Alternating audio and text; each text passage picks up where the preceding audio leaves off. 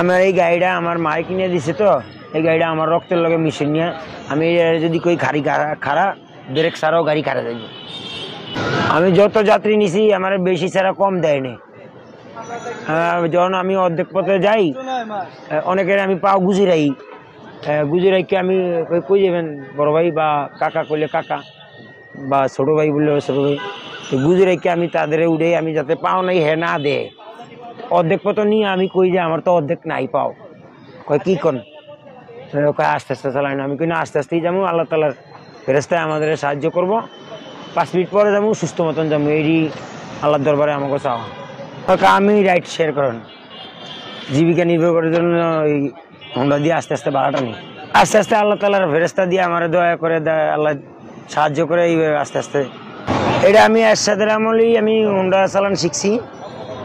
এরশাদ যখন ক্ষমতায় 800 গাড়ি দিয়ে আমি হোন্ডা চালান শিখছি, তখন থেকে আমি জানি আমার গাড়ি আমি বাংলাদেশের যে কোনো গাড়ি আমি চালাইতে পারি। আমার অভিজ্ঞতা আমি গাড়ি ডিপার্টমেন্টে চাকরিও করছি, বিআরটিসি গাড়িতে আমার পাওয়া গেছে।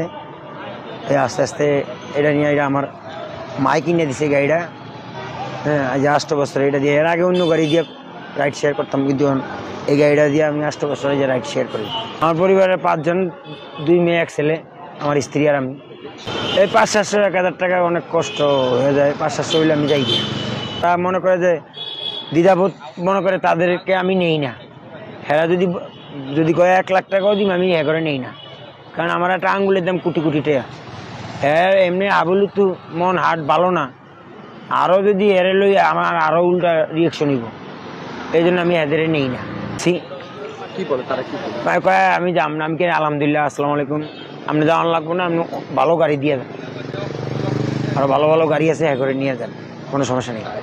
আসলে যানজটে অনেকে চেষ্টা করে ভালো থাকার জন্য, আমিও চেষ্টা করি ভালো থাকার জন্য, সুস্থ থাকার জন্য। তাই আস্তে আস্তে চালাই, আল্লাহ তাআলা ফেরেশতায় আমাদের সাহায্য করে। এটা আমার করার ইচ্ছা নেই, আমি একটা বহন্তি চাকরি চাই।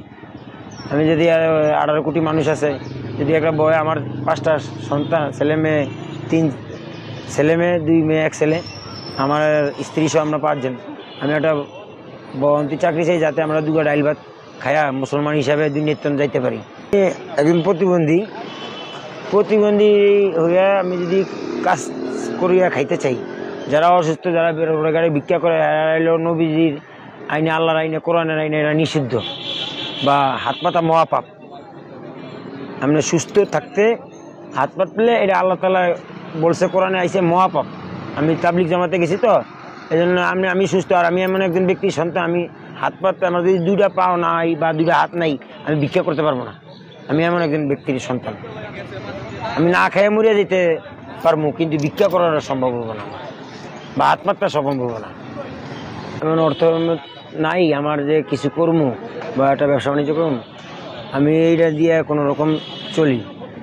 আমার যাতে 2 ডাইল ভাত খেয়ে আমার সন্তান মানুষ করতে পারি, আল্লাহ তাআলার কাছে এই চাওয়া, যাতে আমার সন্তানটারে একটা ডিফেন্সে ঢুকাইতে পারি, মেয়েটারে একটা কিছু বড় মেয়েটারে একটা ডিফেন্সে ঢুকাইতে পারি।